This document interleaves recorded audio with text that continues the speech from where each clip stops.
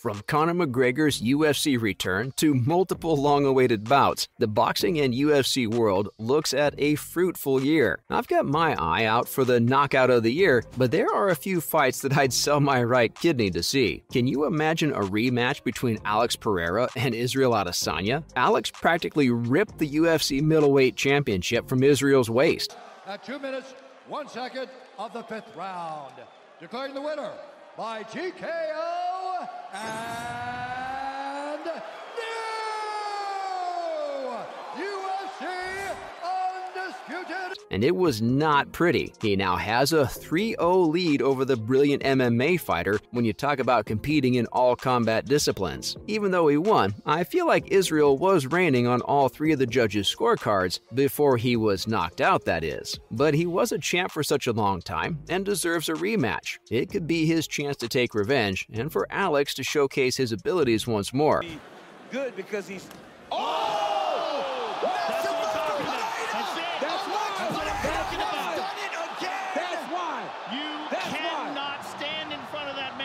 Fights with this much foreplay are always the best ones to watch. T-Mobile Arena in Las Vegas, with these 2 legends getting it on, something about taking a belt back is just chef's kiss. Speaking of that, let's talk about Aljamain Sterling versus Henry Cejudo. We all last saw Henry retire in May of 2022. He went out at the top of his game after finishing Dominic Cruz at UFC 249. He retained the UFC's bantamweight belt, but since then, Henry has been teasing a comeback, so one can assume that his retirement may be short-lived, and that means that he can come back to fight harder and better than before. But with who? Well, I'm glad you asked. As of right now, the current champion is Aljamain. He has been ruling the bantamweight division in the absence of the former champ, and thus, we have the perfect opponent for Henry. Watching an old champ go head-to-head against a younger threat is always fun to watch, which is why I'm so excited about Bo Nickal's debut in the UFC. The collegiate wrestling stud has been making headlines with how he blew his opposition away on 2 separate occasions. That's where he showcased his talents in front of everyone during the summer's Contender Series promotion. But with 2 statement wins, Nickal was supposed to make his debut in December in UFC. Unfortunately, we couldn't see him in action due to an injury. Now his debut fight will take place against fellow American fighter Jamie Pickett, and he's fought 21 times, so this will be an interesting bout. Now, when we talk about old champs, the first who comes to my mind is Conor McGregor.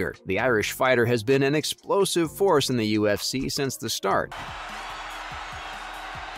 This fight is seconds away from being stopped. That's it. That's it. Conor McGregor stops Dennis Siver.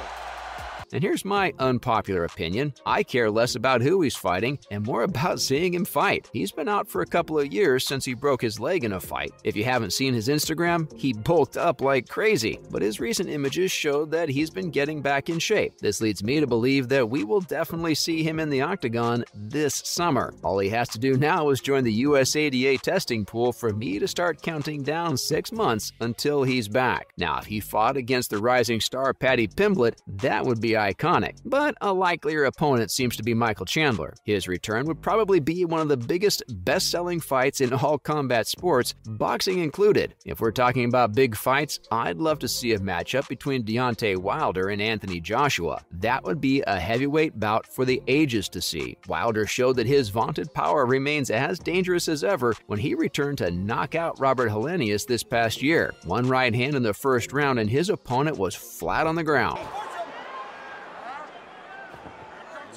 Negate that power a bit when he put Wilder on his back foot. And there's a huge right hand. Down goes Helenius.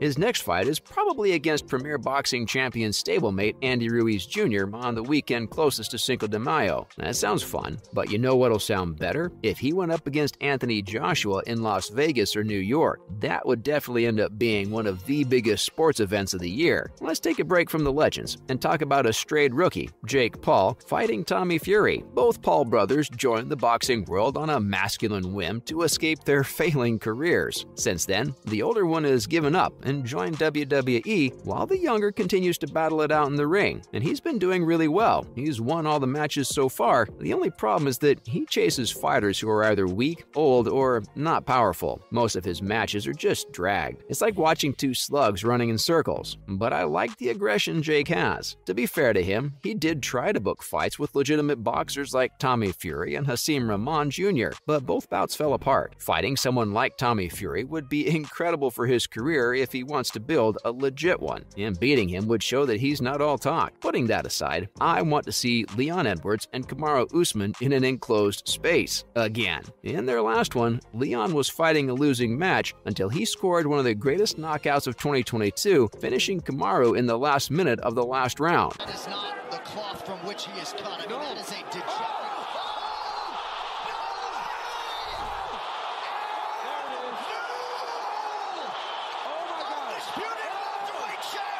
Since Usman had won their first fight together, they both are tied. You know what that means? Yep, it'd be a trilogy fight, and a darn good one. This would determine who the best athlete is between them in the welterweight division and finish that whole debate. There's another bout at welterweight that must happen this year: Khamzat Chimaev and Colby Covington. Khamzat has become a huge name in the UFC. Look at this. Now he's got the right angle. Oh, he's got to fight the hand. He's going to go to sleep if he doesn't fight the hand, DC. It's over. It's over, Paul. It's over. That's That it. is it. 10-0. The hype is real.